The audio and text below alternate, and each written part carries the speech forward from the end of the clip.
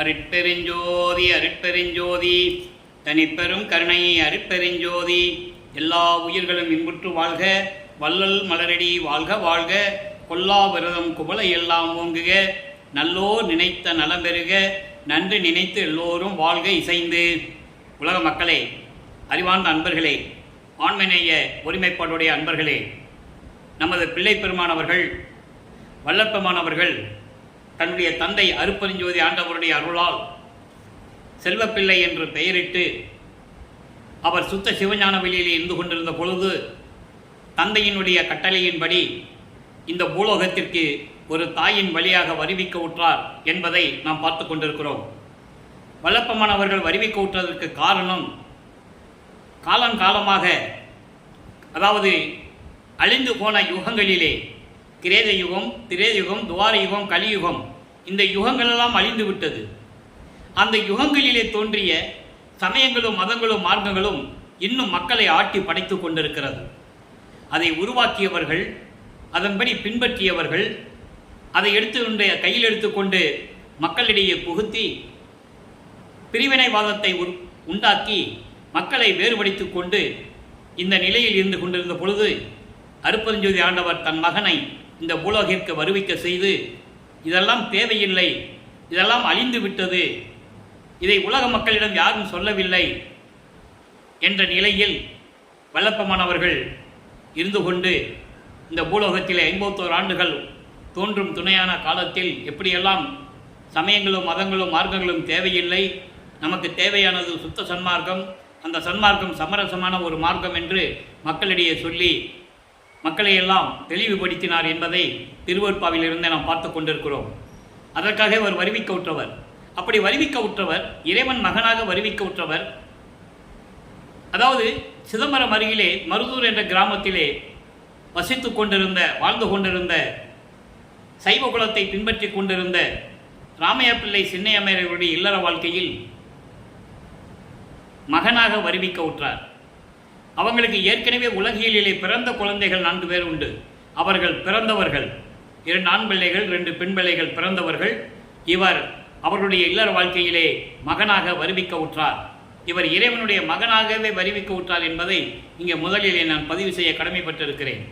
காரணம், வல்லப்பமானவர்கள் இந்த புலோகத்திற்கு வருவிக்க உற்று 203 ஆண்டுகளாகியும் கூட அவரை ஒரு சாதாரண குழந்தையாக பிறந்தார் என்றும், ஒரு சாதாரண மனிதனாகவே வளர்ந்தார் என்றும், அதன் பிறகு துறவியானார் என்றும் இப்படிதான் உலக வாழ்க்கையிலே பேசிக் கொண்டிருக்கிறார்கள். அப்படி அல்ல என்பதை, உண்மையான நிகழ்வுகளை திருவருட்பாவிலிருந்து உலக மக்களுக்கு சொல்ல வேண்டும் என்ற இறைவனுடைய கட்டளையினால் இந்த வள்ளலார் ஒளியன் அந்த விளக்கங்களை கூறிக்கொண்டிருக்கிறேன். இப்போ வல்லப்பமானவர்கள் வருவிக்க உற்ற நாள் 5/10/1823 ஆண்டு. ஆனால் இறைவனுடைய திருவிளையாடல் தொடங்கியது 1/1/1823 ஆண்டு. 51 ஆண்டுகள் திருவிளையாடல் நடக்குது. 30/1/1874 இரவு 12 மணி வரைக்கும் நடக்குது. அதன் பிறகு அருட்பெருஞ்சாண்டவர் பிரிந்த தன் மகனோடு இணைந்து கொள்ளுகிறார், அருட்பெருஞ்சோதி ஆண்டவராகிறார்கள். இதன் நிலையை தான் நம்ம பார்த்துட்டு இருக்கோம். அப்போ வல்லப்பமானவர்கள் வருவிக்க உற்ற ஆண்டிலிருந்து அவர் ஒரு தாயின் கருவறையிலே இருந்த பொழுது அந்த கருவறையிலே எப்படி இறைவனுடைய திருவிளையாடல் நடந்தது என்பதை நாம் தெளிவாக பார்த்து விட்டோம். கருவறை இவர் இருட்டாகி இருக்கிறது என்று சொல்லும்போது தந்தை அருட்பெருஞ்சாண்டவர் ஒளி காட்டியதையும், தந்தையே பசிக்கிறது என்று கூறும்பொழுது தன் மகனுக்கு அருளமுதம் ஊட்டியதையும், கருவிலேயே அருளமுதம் உண்டவர் வல்லப்பமானவர்கள் என்பதை நீங்கள் புரிந்து கொள்ள வேண்டும். கருவிலேயே இறைவனுடைய தந்தையினுடைய அருளமுதம் உண்டவர். அதன் பிறகு காற்று வரவில்லை தந்தையே, புழுக்கமாக இருக்கிறதே, இப்படிப்பட்ட ஒரு கருவறையிலே என்னை அடைத்து விட்டாயே என்று கூறும்போது தன் மகனுக்கு அமுத காற்று, தென்றல் காற்று வீசியதையும், அதன் பிறகு சிதம்பரத்திலே 5 மாத குழந்தையாக இருக்கும்போது தனது மகனுக்கு மட்டும், இந்த பிரபஞ்சத்தில் யாருக்கும் அவருடைய சுயரூபத்தை காட்டியதில்லை அருட்பெருஞ்சோதி ஆண்டவர், தன் மகனுக்கு மட்டும் சிதம்பர ரகசியத்தை காட்டி, சிதம்பர ரகசியம் என்பது இறைவனுடைய ரகசியம், சிதம்பரம் என்பது அருட்பெருஞ்சோதி ஆண்டவருடைய ஒரு பெயர், அது ஊரின் பெயர் அல்ல. அதனால்தான் சிதம்பர ராமலிங்கம் என்று கையெழுத்திட்டார் பிள்ளை பெருமானவர்கள் என்பதை நீங்கள் புரிந்து கொள்ள வேண்டும். அப்பாவுடைய பெயர் இன்சிலா வைக்கிறார். அப்படி சிதம்பர ரகசியத்தை காட்டியதையும், வெட்ட வெளியாக காட்டியதையும், பாடல்களிலே எப்படிப்பட்ட உண்மைகள் இருந்தது என்பதையெல்லாம் நாம் ஏற்கனவே தெளிவாக பார்த்து விட்டோம். இப்போ ராமையா பிள்ளை அவர்கள் காலமான உடனே சின்னையம்மை அவர்கள் இந்த 5 குழந்தைகளையும் அப்போ அந்த அம்மாவுக்கு தெரியாது. இவர் பிறந்தது ராமலிங்கன்னு பேர் வச்சுட்டாங்க. மருதூர் பக்கத்தில் பின்னலூர்னு ஒரு கிராமம் இருக்குது. அங்கே ராமலிங்கேஸ்வரர் கோயில் இருக்குது. அதான் அவங்களுக்கு குலதெய்வம். அந்த கோயிலில் வச்சு மொட்டை அடித்து காது குத்தி பேரும் வச்சுட்டாங்க. காது குத்துறது மட்டும் இல்லை, கடுக்காம போட்டாங்க. அந்த கடுக்கானை கழட்டியது யார் பின்னாளில்? அருட்பெருஞ்சோதி ஆண்டவர் என்பதை நீங்கள் புரிந்து கொள்ள வேண்டும். கதை வேறு மாதிரி சொன்னாங்க, அதெல்லாம் இருக்கட்டும். அந்த விளக்கத்துக்குள்ளே நம்ம போக வேண்டாம். வல்லப்பமான் என்ன சொன்னாரோ அதை மட்டும் சொல்லுவோம். அப்போ இந்த நிலையில் இருக்கும்போது அந்த குழந்தைகள்லாம் கூட்டுட்டு சின்னக்காவனம் போகிறாங்க. பொன்னேரி பக்கத்தில் ஒரு கிராமம். அந்த கிராமத்தில் தான் அந்த அம்மா பிறந்தது. அங்கே சில காரணங்களால் இருக்க முடியவில்லை. இந்த முன்னுரையை நாம் தினமும் சொல்ல வேண்டும், மக்கள் மனதில் பதிய வேண்டும். வல்லப்பமான் யார் என்ற நிலையை உலக மக்களுக்கு தெரியப்படுத்த வேண்டும். அதுக்கப்புறம் சென்னையில் வந்து குடியேறுகிறார்கள். அவர்கள் குடியேறிய பகுதி ஏழுகிணர் பகுதியில் இருக்கின்ற வீரசாமி தெருவில் இருக்கிறாங்க. நமது குழந்தை இறைவன் வளர்ந்து கொண்டிருக்கிறார். அவரை பள்ளியில் கொண்டு சேர்க்கிறாங்க. பள்ளியில் படிக்க முடியாதுன்னு வந்துட்டார். ஏன்னா அங்கே இறைவனுடைய திருவிளையாடல் நடக்குது. தன் மகன் இந்த உலகியலிலே இந்த சந்தை படிப்பை எந்த ஆசிரியரிடம் கற்றுக்கொள்ளக்கூடாது. தனது மகன் யாருக்கும் அடிபணியக்கூடாது. தனது மகன் யாரையும் குருவாக ஏற்றுக்கொள்ளக்கூடாது. தனது மகன் காவி உடையை அணியக்கூடாது. இந்த நிலையில் இறைவனுடைய திருவிளையாடல் நடந்து கொண்டிருக்கிறது. அதை ஒரு பாடலிலே சொல்லுவார். அதை ஏற்கனவே நான் விளக்கம் கொடுத்துருக்கேன். ஏன் நான் பள்ளியில் படிக்கலைன்றதை 6ஆம் திருமுறையில் சொல்லுவார். ஒரு பாடலிலே திருப்பள்ளி எழுச்சியிலே 7வது பாடலில் 5வது வரியிலே சொல்லுவார். முனை பள்ளி பயிற்றாது எந்தனை கல்வி பயிற்றுவித்து முழுதும் உணர்வித்து உடற்பழுதெல்லாம் தவிர்த்து உடற்பழுதெல்லாம் தவிர்த்து மரணம் அப்படின்னா என்ன அர்த்தம்? மரணமில்லா பெருவாழ்வு முத்தேகத்தை கொடுத்தது. என்னை பள்ளி எழுப்பி அருட்பெருஞ்சோதி என் அப்பனை பள்ளி எழுந்தருள்வாயே. பள்ளி எழுப்பி அருட்பெருஞ்சோதி என்ன அர்த்தம்? தூக்கத்திலிருந்து எழுப்புறதா? இல்லை. சமயங்களிலும் மதங்களிலும் மார்க்கங்களிலும் என்னை நீக்கி எடுத்துட்டு வந்து சுத்த சன்மார்க்கத்தை கொடுத்த இறைவன் சொல்லணும். ஓகே, அதான் அதுக்கு பொருள். ஆக இந்த நிலையில் இருக்கும்போது பள்ளியில் படிக்க முடியாதுன்னு வந்துட்டாரு. அப்போ ஒரு குழந்தை பள்ளியில் படிக்க முடியாதுன்னு வந்துட்டா வீட்டில் எவ்வளோ பிரச்சனை இருக்கும் அந்த குழந்தைக்கு உங்களுக்கு தெரியும், நமக்கு தெரியல. அதையெல்லாம் தாங்கி கொண்டு ஒரு தனிமையான இடத்தை தேடுகிறார். அப்படி கிடைச்ச இடம் தான் அந்த கந்த ஓட்டன்ற ஒரு இடம். அங்கே தான் முருகன் கோயில் இருக்கு. அங்கே போய் உட்காந்துட்டு இருக்காரு. வர்றவங்க போகிறவங்க ஏதாவது பாட சொன்னால் ஏதோ பாடிக்கிட்டு இருக்கிறார், அவ்வளோதான். ஆக 8 ஆண்டுகள் முடிந்து விட்டது. இறைவன் வைத்த அந்த 51 ஆண்டு திருவிளையாடல் 8 வருஷம் முடிஞ்சு போச்சு. இந்த 51 வருஷத்தை 8 8 பிரிக்கிறாரு அருட்பெருஞ்சாண்டவர் தன் மகனுக்கு. 6 8 48. அப்போது இந்த 6 நிலைகளிலும் வல்லற்பம்மனுடைய நிலை என்ன? மீதி இருக்கிற அந்த 3 வருஷம் தான் சித்தி வளாகம் மேட்டுக்குப்பம். அதை நம்ம ஏற்கனவே விவரமாக பார்த்துருக்கோம். அப்பப்போ சமயங்கள் வரும்போது இன்னும் விளக்கங்கள் நிறையா வரும். இறைவன் கொடுக்க விளக்கம் தானே, எனக்கு ஒன்றும் தெரியாது. இறைவன் என்ன சொல்கிறாரோ அதை சொல்கிறேன், அவ்வளோதான். அப்போ 9வது ஆண்டு தொடக்கத்தில் நமது பிள்ளை பெருமான் அவர்கள், நான் ஏன் பிள்ளை பெருமான் என்று கூறுகிறேன் என்றால், அருட்பெருஞ்சாண்டவர் தன் மகனுக்கு வைத்த பெயர் செல்வப்பிள்ளை. நேற்று கூட இந்த பாடலுடைய விளக்கத்தை நான் சொன்னேன். மகனுக்கு செல்வப்பிள்ளை என்று பெயரிட்டார். உலகியலிலே ராமலிங்கம் என்ற பெயர் வந்தது. அதன் பிறகு மக்களால் திரு அருட்பகாசம் வள்ளலார் என்று அழைக்கப்பட்டார். இதான் அதனால தான் பிள்ளை பெருமான் என்று கூறுவதுண்டு. ஆக 9வது ஆண்டு தொடக்கத்தில் இறைவன் அவர் முன் தோன்றி, மகனே, நீ என்னால் வருவிக்க உற்றவன். இந்த பூலோகத்திற்கு என்னால் வருவிக்க உற்றவன் நீ. உன்னால் காரணம் காரியங்கள் ஆக வேண்டியது இருக்கிறது. அது என்ன என்பதை பின்னாளில் சொல்லுகிறேன். உனக்கு முன்பருவம் பின்பருவம் காட்டி அருள் செய்வேன். இந்த முன்பருவம் பின்பருவம் என்பது அந்தந்த காலகட்டங்களில் 8 ஆண்டுகளில் காலகட்டங்களில் என்று கூறி ஞானத்தை பெற்றுக்கொள் மகனே என்று சொல்லி மறைந்து விடுகிறார். இவருக்கு ஒரு மறைப்பு நிலை ஏற்படுகிறது. மறைப்பு நிலை என்பது ஏற்கனவே விண்ணுலகத்தில் இருந்தது. சுத்த சிவஞான வெளியில் அப்பாவோட இருந்தது. என்னென்ன அங்கே நடந்தது என்றால் அப்போ அவருக்கு நினைவுக்கு வராது. அது எப்போ நினைவுக்கு வருதுன்றதை நம்ம பாடலில் பார்த்துருக்கோம். அது வரும்போது அந்தந்த காலகட்டங்கள் வரும்போது மறுபடியும் அந்த விளக்கம் வருதும். ஆக அந்த மறைப்பு நிலையை கொடுத்து விட்ட பிறகு இவர் இறைவனுடைய மகன் மட்டும் இப்போ தெரியும். ஏன்னா அவர் சொல்லிட்டு போயிட்டாரு, அவருடைய மகன்னு சொல்லிட்டு மறைஞ்சிட்டாரு. ஆனால் எதுக்காக வந்தோம், ஏன் வந்தோன்னு அவருக்கு தெரியாது. அந்த காலகட்டங்களில் சமய நெறிகள், மதங்களுடைய நெறிகள், மார்க்கங்களுடைய நெறிகள் உலாவிக் கொண்டிருந்தது. தலைவு, அதாவது உச்சி கட்டத்தில் இருந்தது. ஜாதி பிரச்சனைகள், மேல் ஜாதி கீழ் ஜாதி என்ற பிரச்சனைகள், வைஷ்ணவம் சைனவம் கௌபாரம் சௌரம் என்ற சமயங்களுடைய பிரச்சனைகள், மார்க்கங்களுடைய பிரச்சனைகள், தாச மார்க்கம், சர்புத்திர மார்க்கம், சக மார்க்கம், சமய மார்க்கம் என்ற மார்க்கங்களுடைய பிரச்சனைகள், மதங்கள் கிறிஸ்துவம் இஸ்லாமியம் சமணம் இந்து இந்த போன்ற மதங்களுடைய பிரச்சனைகள் மக்களை ஆட்டி படைத்துக் கொண்டிருந்தன அந்த காலகட்டங்களில்.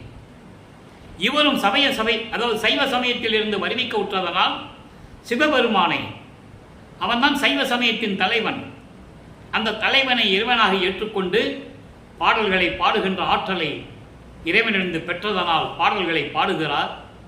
1ஆம் திருமுறை உருவாகிறது. 9வது ஆண்டிலிருந்து 12 ஆண்டுகளுக்குள் 8 பதிகங்கள், 712 பாடல்கள். இதுவரையிலும் நாம் திருவருள் முறையீடு என்ற பதிகமும், வடிவுடை மாணிக்கமல் என்ற பதிகமும், அருப்பெருஞ்சோதி ஆண்டவருடைய திருவிளையாடல் என்ற பதிவுகளிலே நாம் பார்த்து விட்டோம். இப்போ சிவநேசம் என்ப 4வது பதிகத்திலே இருக்கின்ற 100 பாடலுடைய விளக்கங்களை பார்த்து கொண்டிருக்கிறோம். இதுவரை 57 பாடலுடைய விளக்கங்களை பார்த்திருக்கிறோம். நல்லா கவனிக்கணும். இப்போ சைவ சமயத்தை சார்ந்து இருக்கிறார், சிவபெருமானை வழிபட்டு கொண்டிருக்கிறார். ஏன் என்பதை போக போக உங்களுக்கு விளங்கும். அவர் அப்படிதான் இருக்கணும். இறைவனுடைய திருவிளையாடல், அருப்பெருஞ்சோதியுடைய திருவிளையாடல் தன் மகனை சமயத்தில் இருக்க வைத்து, சிவபெருமானை வழிபட வைத்து, நமச்சிவாயா சிவாய நம என்று சொல்லி வைத்து, சரியை கிரியை யோகம் என்ற 12 நிலைகளில் தன் மகனை இருக்க வைத்து, பின்பு சுத்த சன்மார்க்கத்தை கொடுத்து அதெல்லாம் பொய் என்று சொல்லிவிடு என்று கூறுவார். பயனற்றது என்று சொல்லுவார். நமச்சிவாய சிவாய நமது பயனற்றது என்று சொல்லுவார். காரணம், அந்த நெறிகள் எல்லாம் விடுபட்டு வந்ததனால். நல்லா கவனிச்சுக்கிட்டே வரணும். இது திருவருட்பாவில் இருக்கின்ற உண்மை. யாராலையும் மறுக்கவும் முடியாது, மறக்கவும் முடியாது. ஆக இந்த நிலையில் இருக்கும்போது சிவபெருமானை எப்படி வழிபடுகிறார்? சிவநேச வெண்பா உருவாகிறது. சிவநேச வெண்பா என்பது இறைவனை அன்போடு நேசத்தோடும் பாடுவது, இறைவனிடம் விண்ணப்பம் வைப்பது, வேண்டுகோள் வைப்பது, தன்னுடைய விருப்பத்தை சொல்லுவது. 58வது பாடல். நெய்தான் உடையோர் விரும்புகின்ற நின் அருள் என் செய்தால் வருமோ தெரியேனே, பொய்தாவும் நெஞ்சினேன் மன்று உள் நிறுத்தா, என்னை கேட்க அஞ்சினேன் அன்பு இன்மையால். இது பாடல். பாடல் கடினமாக தான் இருக்கும், ஆனால் விளக்கம் மிகவும் எளிமையான விளக்கம். என் தந்தை அருப்பெருஞ்சோதி ஆண்டவரும் அவருடைய மகன் வள்ளற்பெருமானவர்களும் எனக்கு அருளிய தயவும் கருணையினால் பெற்ற விளக்கத்தை உங்களிடம் கூறிக்கொண்டிருக்கிறேன். எனக்கு தமிழ் இலக்கணம் தெரியாது. ஆக மெய்தான் உடையோர் விரும்புகின்ற நின் அருள், அதாவது உண்மையானவர்கள், உண்மையே பேசுகின்றவர்கள், உண்மை நிலையை அறிந்து கொண்டவர்கள் விரும்புகின்ற உன்னுடைய அருள் இருக்கே, அது எனக்கு என்ன செய்தால் வரும் எனக்கு தெரியல, இதுவரைக்கும் தெரியல. காரணம், பூலோகத்துக்கு வருவிக்க செய்தாய், வந்துவிட்டேன். வந்து 8 ஆண்டுகள் வரைக்கும் எதுவுமே இல்லை. 9வது ஆண்டில் வந்து நீ தான் என் மகன் சொல்லிட்டும் போயிட்டேன். இப்போ நான் என்ன செய்யணும்? உண்மையை விரும்புகின்றவர்கள், உண்மை பேசுகின்றவர்கள், உண்மை நிலையை அறிந்தவர்கள் விரும்புகின்ற உன்னுடைய அருள் இருக்கிறதே, அது நான் என்ன செய்தால் எனக்கு கிடைக்கும்? எனக்கு தெரியல, நீ தான் சொல்லணும். பொய்தாவும் நெஞ்சினேன், பொய்களை சுமந்து கொண்டு நான் திரிந்து கொண்டிருக்கின்ற இந்த எளியவன் அம்பலத்திலே நடனமாடிக்கொண்டிருக்கின்ற இறைவா, உன்னை கேட்க எனக்கு பயமாக இருக்கிறது. காரணம், உன்னுடைய அன்பு எனக்கு இல்லை, உன்னுடைய நேசம் பாசம் பற்று எனக்கு இல்லை என்று நான் நினைக்கிறேன். என்ன செய்தால் உன்னுடைய அருள் எனக்கு கிடைக்கும் என்று எனக்கு தெரியவில்லை. எனவே இறைவா, நீ விரைவில் வந்து என் பிழைகளையெல்லாம் ஏற்றுக்கொண்டு மன்னித்து எனக்கு விரைவில் அருள வேண்டும். துன்பங்களையும் துயரங்களையும் சுமந்து கொண்டு திரிந்து கொண்டிருக்கிறேன் என்று நமது பிள்ளை பெருமானவர்கள் 12 ஆண்டுகளுக்குள் இந்த நிலை தொடர்ந்து கொண்டிருக்கிறது. ஞானத்தை பெற்ற பிறகு 13வது ஆண்டு தொடக்கத்தில் மனம் அவரை திருவொற்றியூருக்கு போக சொல்லுகிறது. திருவொற்றியூருக்கு இந்த தியாகராஜ பெருமானை வழிபடு, நீ போ என்று மனம் தள்ளுகிறது, உந்துகிறது. அப்படி சொல்வதை விட அருப்பெருஞ்சாண்டவர் மனதை தூண்டி விடுகிறார். தன் மகனை தன் மகனுடைய மனதை தூண்டி விடுகிறார். எனது மகனை திருவொற்றியூருக்கு அழைத்து செல் என்று தூண்டி விடுகிறார். அப்போது நமது பிள்ளை பெருமானவர்கள், நமது குழந்தை இறைவன் 13வது ஆண்டு என்ன தெரியும் சொல்லுங்க, நினைச்சு பாருங்களேன். இறைவனுடைய மகன்னு தெரிஞ்சு போச்சு. வெளியே யாருக்கும் சொல்லவும் முடியாது, சொல்லவும் கூடாது. இந்த நிலையில் அவருடைய மனநிலை எப்படி இருக்கும்? திருவொற்றியூருக்கு மனதை கூட்டி சொல்லுகிறார், என்னோட வாமனமே அப்படின்னு சொல்லுகின்ற பாணியிலே நெஞ்சை தேற்றல் என்ற பதிகத்தில் இன்னைக்கு 5வது பாடல், 36வது பதிகம். நல்லா கவனிக்கணும். 2ஆம் திருமுறை உருவாகிறது. 113 பதிகங்கள், 1207 பாடல்கள். இதுவரை 35 பதிகங்கள் தான் பார்த்துருக்கோம். இன்னும் மீதி பதிகங்களை நான் சொல்லணும், இறைவனுடைய நிலையை சொல்லணும். அப்புறம் 16வது 17வது ஆண்டிலிருந்து 24 ஆண்டுகளுக்குள் எப்படி இருந்தாருன்னு சொல்லணும். நிறைய வேலைகள். இதை ஏன் சொல்கிறோம்னா காலத்தின் கட்டாயம். எல்லா புராணங்களையும் சொன்னார்கள், எல்லா காவியங்களையும் சொன்னார்கள், 1ஆம் நூற்றாண்டிலிருந்து தோன்றிய அத்தனை நூல்களையும் சொன்னார்கள்.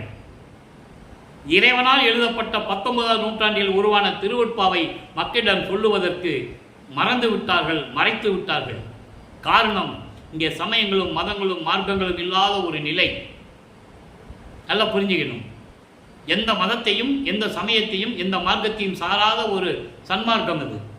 அப்போ சன்மார்க்கம் பல்லப்பமானவர்கள் அடைவதற்கு முன்னால் இறைவனுடைய நிலை எப்படி இருந்ததுதான் பார்த்துட்டு இருக்கோம். இப்போ பாருங்க, மனதிடம் சொல்லுகிறார், இலவு காக்கின்ற கிள்ளை போல் உழன்றாய், என்ன நின்மதி, என்ன நின்மதி, ஏழை நீ நெஞ்சே, பலவு வாழை மா கனி கனிந்து இழியும் பனைகொள் ஒற்றையூருக்கு என்னுடன் வருதி. மனசை கூப்பிடுற, நீ என் கூட வா, அங்கே வந்து பாரு என்ன நடக்குதுன்னு. வருதி நிலவு வெண்மதி சடையுடை அழகர், நிறை மேனியில் நிகழ்ந்த திருநீற்று அழகர், குலவுகின்றனர் வேண்டிய எல்லாம் கொடுப்பர், வாங்கி நான் கொடுப்பன் உந்தனக்கே, என்னுடன் திருவொற்றியூருக்கு வா அப்படின்னு சொல்கிறார். மனசு திருவொற்றியூருக்கு போக சொல்லுது. அதை பார்த்துட்டோம் அந்த பதிகத்தை.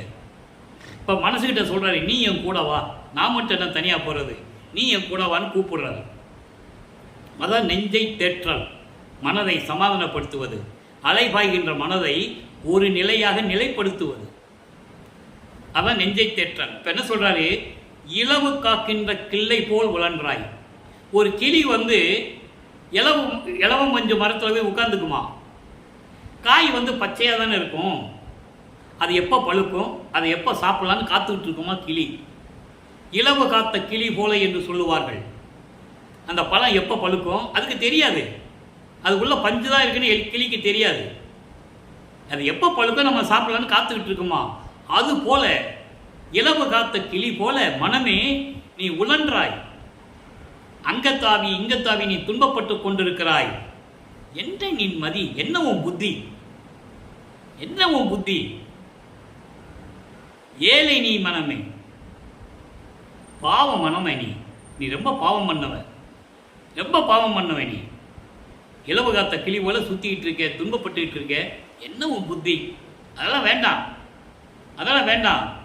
பலவு, பலவுனா பலாப்பழம், வாழை வாழைப்பழம், மாங்கனி, பலாவும் வாழையும் மாங்கனியும் கனிந்து தொங்குகின்ற அழகான பண்ணைகள் சூழ்ந்த, வயல்கள் சூழ்ந்த, நீர்நிலைகள் சூழ்ந்த திருவொற்றியூரிலே சோலைகள், மலர் சோலைகள் சூழ்ந்த திருவொற்றியூரிலே இருக்கின்ற இறைவனை பார்ப்பதற்கு என்னுடன் நீ வா, வருதி வருவாயாக, நீ என்னுடன் வா.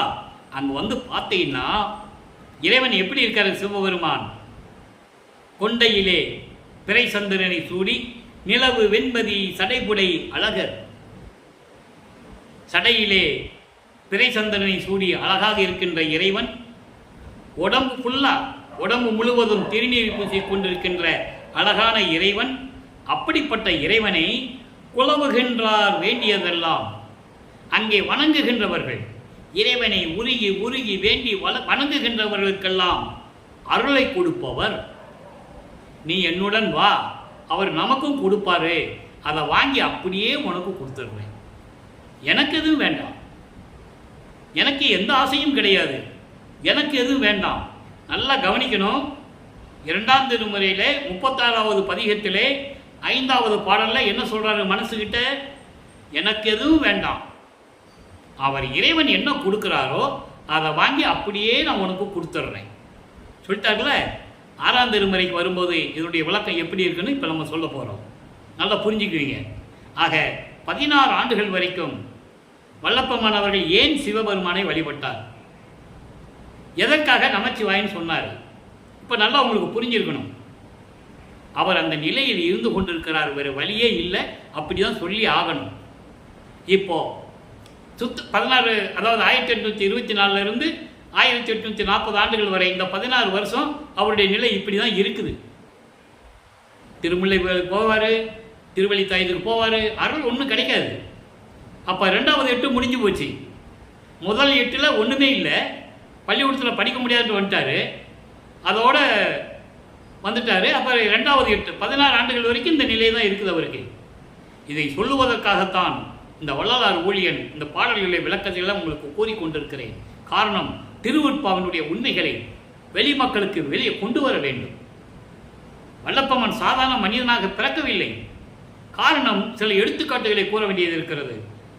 நான் திருவருட்பாவை பற்றி பேசும்போது மற்ற நூல்களை பற்றியோ மற்ற தலைவர்களை பற்றியோ நான் பேசுவதில்லை. இருந்தாலும் சில காலகட்டங்களில் எடுத்துக்காட்டுகள் சொல்ல வேண்டியது இருக்கிறது. உதாரணத்திற்கு, சம்பந்தர், சீர்காழியிலே பிறந்த சம்பந்தர் 3 வயது குழந்தையாக இருக்கும்போது உமையாளுடைய அருள்பால் குடித்து ஞானத்தை பெற்றார் என்று சொன்னார்கள் இல்லையா? மக்கள் நம்பினார்கள். வல்லப்பெருமான் அவர்கள் ஒரு தாயின் கருவறையிலே அருளமுத உண்டதை சொல்லவில்லை. 9வது ஆண்டில் இறைவன் வந்து ஆட்கொண்டார், ஞானத்தை கொடுத்தார் என்ற நிலையையும் மக்களிடம் சொல்லவில்லை. அப்போ இந்த மறைக்கப்பட்ட உண்மையை, திருவருட்பாவில் இருக்கின்ற உண்மையை வெளிக்கொண்டு வர வேண்டும். இந்த சமயங்கள், மதங்கள், மார்க்கங்கள் எப்படி மக்களை பிரிவினைப்படுத்திக் கொண்டிருந்தன என்ற நிலையை உலக மக்களுக்கு சொல்ல வேண்டும். அதனால்தான் இந்த வள்ளலார் ஊழியன் என் தந்தையை இட்ட கட்டளையின்படி இந்த விளக்கங்களை கூறிக்கொண்டிருக்கிறேன். சரி, இப்போ 16 ஆண்டுகள் வரைக்கும் வல்லப்பெருமான் அந்த நிலையில் இருந்துகிட்டு இருக்காரு. இப்போ சுத்த சன்மார்க்கத்தை பெற்ற பிறகு இந்த நிலை என்னவென்று உலக மக்களுக்கு சொல்ல வேண்டும். 6ஆம் திருமுறையிலே பதிகம் 36, இந்த பதிகம் 36க்கும் 6ஆம் திருமுறை பதிகம் 36க்கும் தொடர்பு உண்டு. மனதிடம் என்ன சொல்றாரு? என் கூட திருவொற்றியூருக்கு வா, அவர் என்ன அருளை கொடுக்குறாரோ, என்ன கொடுக்குறாரோ அத்தனையும் வாங்கி உனக்கு நான் கொடுத்துட்றேன், எனக்கு ஒன்றும் வேண்டாம் அப்படின்னு சொல்லிட்டாரு. அதே நிலையை இங்கே 36வது பதிகம் உண்மை கூறல் என்ற பதிகத்திலே 5வது பாடல். அங்கே 5வது பாடலுக்கும் இந்த 5வது பாடலுக்கும் எவ்வளோ பொருத்தம் இருக்குன்னு நீங்கள் பார்க்கணும். காசையும் பணத்தையும் கண்ணியர் தம்மையும் காணியின் ஆட்சியும் கருதிலேன் கண்டீர். முதல்ல பாடலை சொல்லிடுறேன், அற்புதமான விளக்கங்கள். நேசா நும் திருவருள் நேசம் ஒன்று அல்லால் நேசம் பற்றில இது, நேசம் மற்றில இது நீர் அறியீரோ. இயேசு அருள் அகற்றி வந்து என்னை முன் ஆண்டீர். அண்டர்லைன், அந்த வரி அண்டர்லைன், முக்கியமான வரி. இயேசு அருள் அகற்றி வந்து என்னை முன் ஆண்டீர். இறையரே உமை இன்று கண்டு அல்லால் ஆசையில் பிறரோடு பேசவும் மாட்டேன். அருப்பெருஞ்சோதியர் ஆணை நும் மீது. எப்படி 16வது ஆண்டில் மனதிடம் எனக்கு எதுவுமே பற்று இல்லை, இறைவன் கொடுக்கறதெல்லாம் உனக்கு கொடுத்துறேன்னு சொல்லும்போது அப்பவே அவருக்கு பற்று இல்லை. எந்த மண்ணாசை, பெண்ணாசை, பொன்னாசை, இது எதுவுமே பற்று இல்லை அப்போ அவருக்கு. ஆனால் அருப்பெருஞ்சோதி ஆண்டவர் தான் இறைவன் அவருக்கு தெரியாது, சுத்த சன்மார்க்கம் இருக்குது அவருக்கு தெரியாது. அந்த நிலையில் அதை சொல்லுகிறார். சுத்த சன்மார்க்கத்தை பற்றி கரெக்டாக சொல்கிறார் பாருங்க. அதான் உண்மை கூறல். நான் எப்படி அங்கே இருந்தனோ அப்படியே தான் இப்போவும் இருக்கிறேன்னு சொல்கிறார். காசையும் பணத்தையும் கண்ணியர் தம்மையும், கண்ணியர் தம்மையும் பெண்ணாசை, மண்ணாசை, பொன்னாசை, பெண்ணாசை, இந்த மண்ணை ஆளுகின்ற ஆசை எதுவுமே எனக்கு இல்லை, உனக்கு தெரியும். அவங்க அப்பாட்ட சொல்கிறேன், மண்ணாசை, பெண்ணாசை, பொன்னாசை மட்டுமல்ல, இந்த உலகை ஆளக்கூடிய, உலகங்களை ஆளக்கூடிய ஆசையும் எனக்கு இல்லை. அப்பாட்ட சொல்கிறேன், அறியீரோ, அது உனக்கு தெரியாதா? நேசா, அன்பான இறைவனை, என் தந்தையே, நும் திருவருள் நேசம் ஒன்று அல்லால் நேசம் மற்றில்லை எனக்கு. உன் திருவருளை பெறுவதுதான் எனது நோக்கம். அதுதான் எனது நோக்கம். உன் திருவருளை பெற வேண்டும் என்பதுதான் எனது நோக்கமே தவிர மற்ற நோக்கம் வேறு எதுவுமே எனக்கு இல்லை. அதுவும் உனக்கு தெரியும். அங்க பாட்ட சொல்றேன், அதுவும் உனக்கு தெரியும். அடுத்து சொல்றார் பாருங்க, இயேசு அறல் அகற்றி. இயேசுன்னு சொன்னா, இயேசு அப்படி சொன்னா நீங்க தமிழ் இலக்கணத்தில் பார்த்தீங்கன்னா துன்பங்களையும் துயரங்கள்னு இருக்கும். அதை அகற்றி, அதாவது இயேசு அகற்றல். அகற்றினா துன்பங்களையும் துயரங்களையும் இடர்பாடுகளையும் இதெல்லாம் நீக்கியது என்று பொருள். ஆனால் இங்கே அப்படி அல்ல. அது நூல் விளக்கம். இது இறைவன் கொடுத்த சுத்த சன்மார்க்க விளக்கம். இயேசு அறல் அகற்றி என்பது என்னவே இந்த பூலோகத்துக்கு வருவிக்க செய்து என்னை சமய நெறிகளிலும் மத நெறிகளிலும் மார்க்க நெறிகளில் பின்பற்ற செய்த வைத்து என்னை எவ்வளவு பாடுபடுத்தினாய். இப்போ சுத்த சன்மார்க்கத்தை கொடுத்து அதை நீக்கிவிட்டாய். அதான் இயேசு அறல் அகற்றி, ஏசரல் அகற்றின் பேர் இருக்கு. அப்படிப்பட்ட நிலைகளை எல்லாம் நீக்கி வந்து என்னை முன் ஆண்டீர். எப்போ ஆண்டாரு? கருவிலை இருக்கும்போது இறைவன் ஆண்டு கொண்டது. அதன் பிறகு சிதம்பரத்திலே 5 மாத குழந்தையாக இருக்கும்போது ஆண்டு கொண்டது. அதன் பிறகு 9வது ஆண்டிலே ஆண்டு கொண்டு நீ தான் என் மகன் என்று சொன்னது.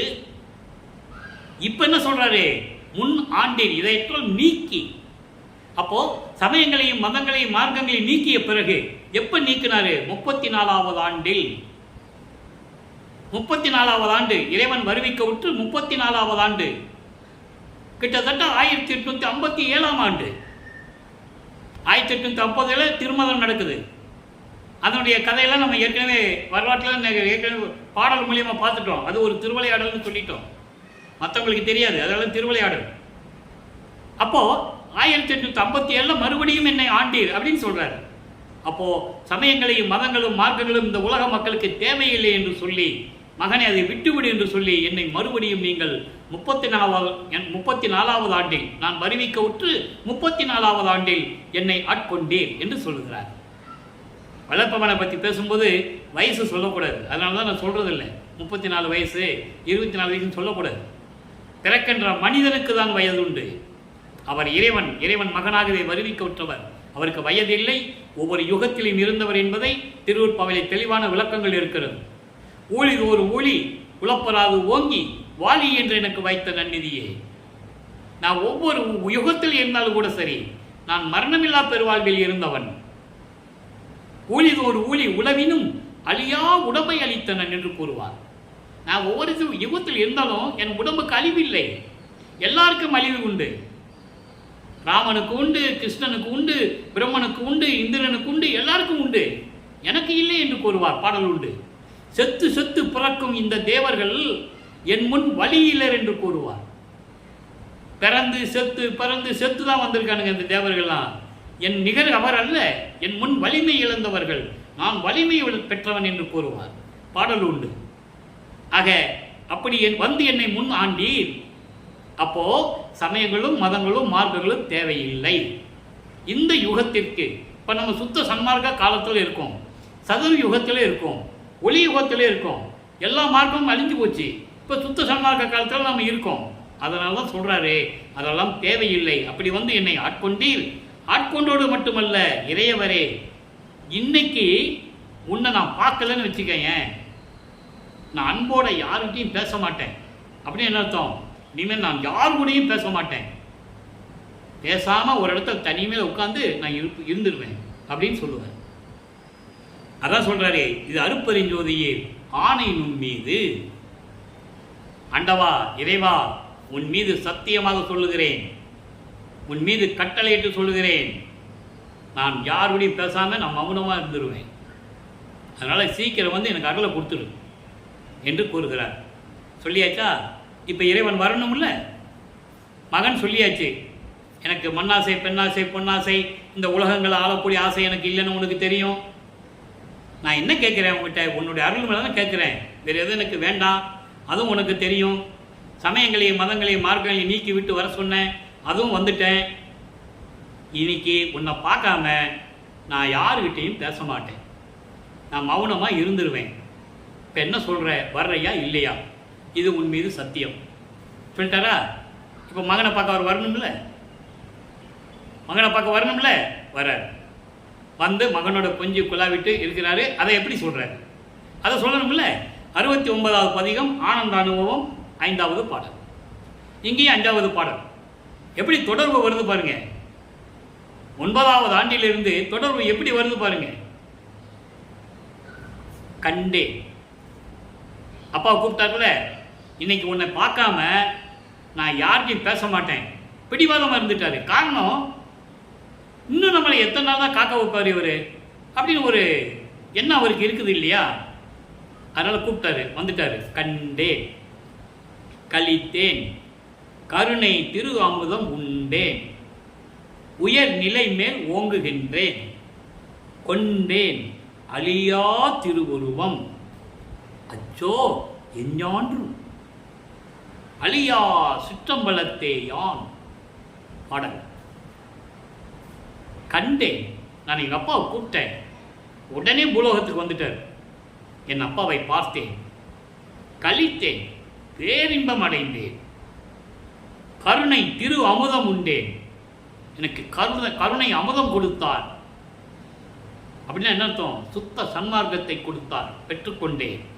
கருணை அமுதம் சுத்த சன்மார்க்கத்தில் இருந்தால் தான் கருணை இருக்கும், தயவு இருக்கும், உயிர் இரக்கம் இருக்கும், உயிர் நேயம் இருக்கும், ஆன்மநேய ஒருமைப்பாட்டு இருக்கும். நல்லா புரிஞ்சுக்கணும். நீங்கள் வேறு எதுலேயுமே இருக்காது. சமயங்கள் எடுத்தால் வேறுபாடு, சைவம் வைஷ்ணவம் கௌவாரம் சவுனம் சௌரம் காணாபத்தியம், இப்படி நிறைய உண்டு. மார்க்கங்கள் எடுத்துக்கிட்டோம்னா நிறைய உண்டு. திராவக மார்க்கம், கலங்க மார்க்கம், பஸ்ப மார்க்கம், நவநீத மார்க்கம், சர்புத்திர மார்க்கம், தசா மார்க்கம், தாச மார்க்கம், நிறைய உண்டு. சக மார்க்கம், சமய மார்க்கம், நிறைய மார்க்கங்கள் உண்டு. ஆனால் இங்கே அது இல்லை. அப்போ அங்கே இருக்கிறவங்களுக்கு வேறுபாடு இருக்கும். ஃபார் எக்ஸாம்பிள், அதாவது உதாரணத்துக்கு சொல்கிறேன், திருநாவுக்கரசர் மூத்தவர், வயதில் மூத்தவர். அவரும் திருஞான சம்பந்தரும் ஒரு காலத்தில் இருந்தவர்கள். சரியா? சைவ சமயத்தை பரப்பியவர்கள். அந்த காலகட்டங்களில் சமணமும் புத்த மதமும் கோலோச்சி நின்ற காலகட்டங்களில் சைவ சமயம் அழியக்கூடிய நிலையில் இருந்தது. அந்த காலகட்டங்களில் இவர் சமண மதத்தில் இருந்தவர் திருநாவுக்கரசர். சைவத்தை பற்றி பேசியதனால் கல்லை கட்டி கடலில் போட்டாங்க.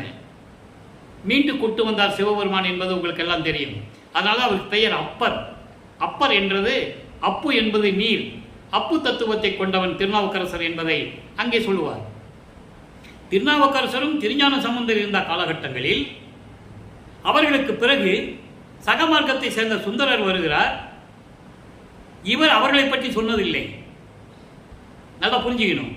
சுந்தரர் இதுக்கு முன்னால் இருந்த திருநாவுக்கரசர் பற்றியும் திருஞான பற்றி சொல்லணும்ல, சொல்லலை. சரி, அதுக்கப்புறம் கடைசியாக வந்த வாதாவூரான் என்ற மாணிக்க வாசகர், திருநாவுக்கரசர், திருஞான சம்பந்தர், சகரர்கள் பற்றி அவரும் சொன்னதில்லை. இறைவனை பற்றி பாடினார்கள், இறைவனுடைய அருளை பெற்றார்கள், முக்தி அடைந்து விட்டார்கள். முக்தி என்பது 5 பூதங்களோடு கலந்தவர்கள். நிலம், நீர், நெருப்பு, காற்று, ஆகாயம். திருநாவுக்கரசர் தண்ணியில் கலந்தவர், திருஞான சம்பந்தர் நெருப்பில் கலந்தவர், சுந்தரன் ஆகாய மார்க்கமாக சென்றவர், மாணிக்கவாசகர் காற்றில் கலந்தவர், நிலத்தில் கலந்தவர் யார்? பட்டினத்தார். இவங்கெல்லாம் 5 பூதங்களோடு கலந்தவர்கள் என்பதை நீங்கள் புரிந்து கொள்ள வேண்டும். இது ஏன் சொல்கிறோம்னா, சுத்த சன்மார்க்கம் இருந்தால்தான் அந்த கருணை இருக்கும், தயவு இருக்கும், உயிர் இரக்கம் இருக்கும். அதனால்தான் கொலையும் புலையும் தவிர்க்க வேண்டும் என்று கூறினார்கள் நமது இறைவன் வல்லற்பமானவர்கள். ஆக இந்த நிலையில் இருக்கும்போது சொல்றாரே, கருணை திரு அமுதம் உண்டேன், உயர் நிலை மேல் ஓங்குகின்றேன். பிரபஞ்சத்தில் எவ்வளவு ரிஷிகள், முனிவர்கள், எத்தனையோ பேர் தோன்றினார்கள். யார் நான் கடவுள் நிலையில் இருக்கிறேன் என்று சொல்லவில்லை. பிரமன், திருமால், ருத்திரன் கூட கடவுள் நிலையில் கிடையாது. கடவுள் நிலைக்கு கோடான கோடி பங்கு கீழ்நிலையில் இருந்தவர்கள் என்று சொல்லுகிறார் வல்லற்பமான் அவர்கள். ஆதாரங்கள் உண்டு திருவொற்பாவிலே. வல்லற்பமானை தினமும் வணங்கிவிட்டு தான் செல்ல வேண்டும். பிரமனும், திருமாலும், ருத்திரனும், மகேஸ்வரனும், சதாசிவனும். நாளைக்கு நாங்கள் என்ன வேலை செய்யணும்னு இவர்கிட்ட வந்து கேட்கணும், பணிவிடை செய்யணும். பாட்டு உண்டு திருவொற்பாவிலே.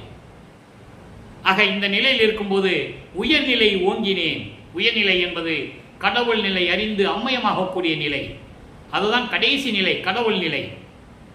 ஞான சரியை, ஞான கிரியை, ஞானத்தில் யோகம், ஞானத்தில் ஞானம், ஞானத்தில் ஞானம். அதான் கடவுள் நிலையை இந்த அம்மையமாதல் என்று சொல்லுவார். ஏம சித்தி, சாகா கல்வி, தத்துவங்களை நிகரம் செய்தல். நிகரம் செய்தல் என்பது தத்துவங்களை கடப்பது. அதை அருட்பெருஞ்சோதி அட்டகத்திலே பாடலிலே சொல்லுவார். 7வது பாடலிலே, தத்துவங்களை தனித்தனியாக கடந்தேன், தத்துவாதிய நிலையில் சித்தியல் முழுதும் தெரிந்தேன், அவை மேல் சிவநிலை தெரிந்திட சென்றேன். எங்க போனாரு? சுத்த சிவஞான வழிக்கு 1 வருஷம் அங்கே இருந்தார். 33வது ஆண்டில் சென்னையை விட்டு கிளம்பினவர் அங்கே 1 வருஷம் இருந்தார் சுத்த சிவஞான வழியில். அவங்க அப்பா கிட்ட சுத்த சன்மார்க்கத்தை வாங்கணும், சாகா கல்வியை கற்றுக்கணும். பாடல் உண்டு, யாரும் மறுக்க முடியாது. ஆக இந்த நிலையில் இருந்து விட்டு தான் சொல்றாரு, உயர்நிலை மேல் ஓங்குகின்றேன், கடவுள் நிலையில் இருக்கின்றேன், கொண்டேன் அழியா திருவுருவம் அச்சோ எஞ்ஞான்றும். எப்பொழுதும் எந்த காலத்திலும் இனிமேல் வருகின்ற காலங்களில் கூட அழியாத உருவத்தை நான் பெற்றுக்கொண்டேன். முத்தகத்தை மட்டுமல்ல, மரணமில்லா பெருவாளையும் பெற்றுக்கொண்டேன். இது எங்க கிடைச்சது எனக்கு? அழியா சிற்றம்பலத்தே ஞான். நான் எங்க பெற்றுக்கொண்டேன்? அழியாத சிற்றம்பலம் எங்க உண்டு? சுத்த சிவஞான வெளி. பரவெளி, பரம்பரவெளி, பராபரவெளி, பெருவெளி, பெருசுகவெளி, இதெல்லாம் கடந்து போற வெளிதான் சுத்த சிவஞான வெளி. அதுதான் கடவுள் நிலையை இந்த அம்மையமாகக்கூடிய ஒரு வெளி. அங்க போனவர் ஒரே ஒருவர் தான் நமது பிள்ளை பெருமானவர்கள், இறைவனுடைய மகன். அந்த தகுதி அவருக்கு மட்டும்தான் இருந்தது. அங்கே இருக்கின்ற சத்தியஞான சபையில கூட பிரம்மன், திருமால், ருத்திரன் போன்றவர்களும் தேவர்களும் அங்கே இருக்கின்ற படியில முதல் படியில் கூட கால் வைக்க முடியாது, கீழே தான் நிற்கணும். அந்த சத்தியஞான சபையில் என்ன விழா நடந்தாலும் சரி, என்ன நடந்தாலும் சரி, இவங்க கீழே இருந்துதான் பார்க்கணும், உள்ள போக முடியாது. பாடல் உண்டு, அனுபவமலையில் அவ்வளவு பாடல்கள் இருக்கிறது, எல்லாம் நான் விளக்கமாக பார்த்துருக்கோம். ஆக இப்படிப்பட்ட நிலையை நான் அடைந்தேன். எஞ்ஞான்றும் சாகாவரத்தையும் அழியாத முத்தேகத்தையும் பெற்றுக்கொண்டேன் அழியாத சிற்றம்பலத்தில். அதுக்கு அழிவே கிடையாது. எல்லா யுகங்களும் அழிந்துவிடும், எல்லா உலகங்களும் அழிந்துவிடும். ஆனால் அந்த உலகம் அழியாது. அப்படி சிற்றம்பலத்திலே இருக்கின்ற, அழியாத சிற்றம்பலத்திலே இருக்கின்ற அந்த சிற்றம்பலத்திலே இருந்து சிற்றவை, சிற்றவையிலிருந்து நான் இதை பெற்றுக்கொண்டேன். எவ்வளவு தெளிவாக சொல்றான்னு நீங்க பார்த்துக்கணும். வளர்ப்பமான துறவி என்றார்கள், வளர்ப்பமான ஞானி என்றார்கள், விஞ்ஞானி என்றார்கள், கதையாசிரியர் என்றார்கள். அவர் இறைவனுடைய மகன், இறைவனுடைய அருளை பெற்றவர், இந்த பிரபஞ்சத்தை இயக்கிக் கொண்டிருக்க என்று யார் சொன்னது? யாருமே சொல்லவில்லை. அதனால் மக்களுக்கு தெரியவில்லை. சுத்த சன்மார்க்கம்னா என்ன, அது நெறிகள் என்ன, உலக மக்கள் சொல்லணும். சமயங்களையும் மதங்களையும் மார்க்கங்களையும் சாராத ஒரு நெறி, சமரசமாக இருக்கக்கூடிய நெறி, உலக மக்கள் எல்லாம் சமரசமாக வாழக்கூடிய ஒரு நெறி. இங்கே சமயங்களுக்கும் மதங்களுக்கும் மார்க்கங்களுக்கும் இடமே இல்லை. ஒரே மந்திரம்தான், அருப்பெருஞ்சோதி அருப்பெருஞ்சோதி, தனிப்பெருங்கருணை அருப்பெருஞ்சோதி, ஒரே மகாமந்திரம். இறைவன் ஜோதி வடிவில் இருக்கிறார், தீப வடிவத்தில். இதற்கு நிறைய விளக்கங்கள் நான் கொடுத்திருக்கிறேன். நீங்க எந்த கோயிலுக்கு போனாலும் சரி, அந்த ஒளியை கட்டாத அந்த முகம் உங்களுக்கு தெரியும். அதாவது மூலஸ்தானத்தில் இருக்கிற ஒளி யாராக இருந்தாலும் சரி, அந்த ஒளி தீபத்தை காட்டினாதான் தெரியும். அப்ப இந்த ஒளியில் அது அடக்கம், அருப்பெருஞ்சோதியினுள் அடக்கம் தான் எல்லாமே என்பதை திருவுற்பாதை பாடல்கள் உண்டு. எனவே சமயங்களையும் மதங்களையும் மார்க்கங்களையும் சாராமல் மனிதர்கள் இருக்க வேண்டும். பிரிவினைவாதத்தை ஏற்றுக்கொள்ளக்கூடாது. நம்மெல்லாம் சமம். சில மதங்களும் மார்க்கங்களும் மக்களை திணித்துக் கொண்டிருக்கும். நாம தான் விழிப்போடு இருக்கணும். எல்லாமே சமம். கீழ் ஜாதி மேல் ஜாதி என்ற நிலை இல்லை. உங்களுக்கு தெரியும், மக்களுக்கு தெரியாத ஒன்றும் இல்லை. ஒரு காலத்தில் நான் சிறுவதியிலே பார்த்திருக்கிறேன், நீ கீழ் ஜாதி, செருப்பு போட்டு தெருவில் வரக்கூடாது, துண்டை இடுப்பில் தான் கட்டிட்டு வரணும், கோயிலுக்குள்ளலாம் போக முடியாது, 50 அடிக்கு தள்ளி இருந்து தான் பார்க்கணும் அவன் என்ன இருந்தாலும் சரி. எவ்வளவு பெரியான கொடுமை! இந்த கொடுமைகள் எப்படி நீங்கியது? வள்ளல் பெருமானால், அவரால் தான் நீங்கியது. காலப்போக்கில் கொஞ்சம் கொஞ்சமாக மாறியது. அவர்தான் திருவருட்பாவிலே கூறியது, வேறு யாரும் கூறவில்லை. எந்த பாடல்களிலும் சரி, தேவாரம், திருவாசகம், நீங்கள் பெரிய புராணம், எந்த பாடல்களும் சரி, உருவானது உண்மை, சைவ சமயத்தை பின்பற்றியது உண்மை, இறைவனைகளெல்லாம் பாடியது உண்மை. இந்த நிலைகளெல்லாம் அங்கே இருக்காது. போற்றி போற்றி பாடினார்கள், இறைவன் அருளை பெற்றார்கள், முக்தி அடைந்தார்கள், அவ்வளவுதான். பிரபஞ்சத்தின் உண்மையை யார் சொன்னது? வல்லற்பமான ஒருவர் தான்.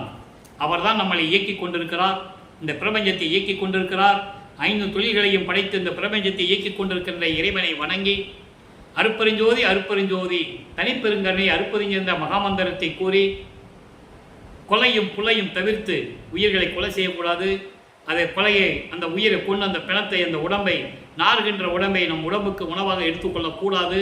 அந்த நிலையில் இருந்து கொண்டு இறைவனை வணங்கி இறைவனுடைய அருளையும் செல்வங்களையெல்லாம் பெற்றுக்கொண்டு நீங்கள் இந்த வையகத்திலே வாழ்வாங்கு வாழ வேண்டும், நீடூழி வாழ வேண்டும், நோயற்ற வாழ்வில் வாழ வேண்டும், மரணமில்லா பெருவாழ்வில் நீங்கள் வாழ வேண்டும் என்று இறைவனுடைய தயவோடையும் கருணையோடையும் இந்த வள்ளலார் ஊழியன் வாழ்த்தி வணங்கி விடைபெறுகிறேன்.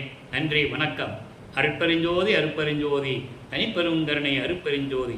நாளையும் தினமும் இறைவனுடைய விளக்கங்கள் வரும். கண்டு கேட்டு மகிழ்ந்து இறைவன் அருளை பெற்றுக்கொள்ளுங்கள்.